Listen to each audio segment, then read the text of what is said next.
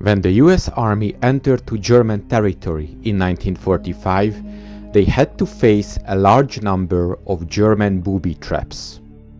These traps were explosive or non-explosive devices or other material deliberately placed to cause casualties when an apparently harmless object is disturbed or a normally safe act is executed or a normally safe place is occupied. They were not offensive weapons, and no battle, let alone war, could be won with booby traps. They were used to win some time for the German troops and cause casualties among the occupiers.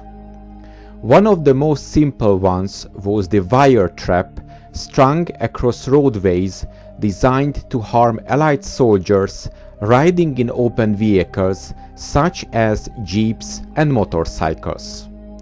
In order to stop the enemy's advance at certain points and to gain some time to fight, the German unit stretched wires across the roads to injure or kill fast-moving enemy reconnaissance troops.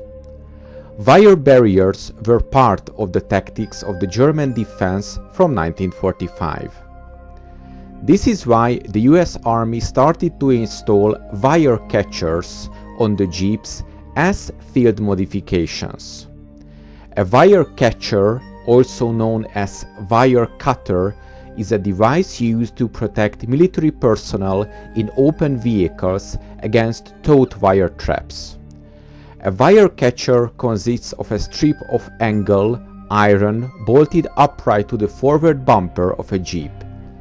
It extends above the heads of those riding in the jeep and is notched a few inches from the top so that any wire extending across the road will be caught and snipped.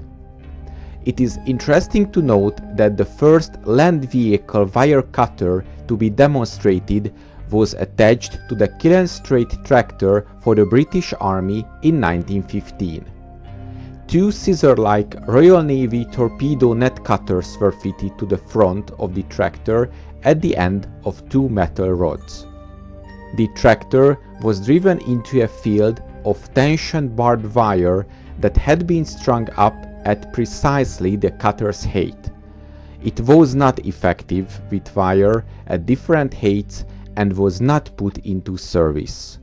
But wire catchers were used up through the Vietnam War.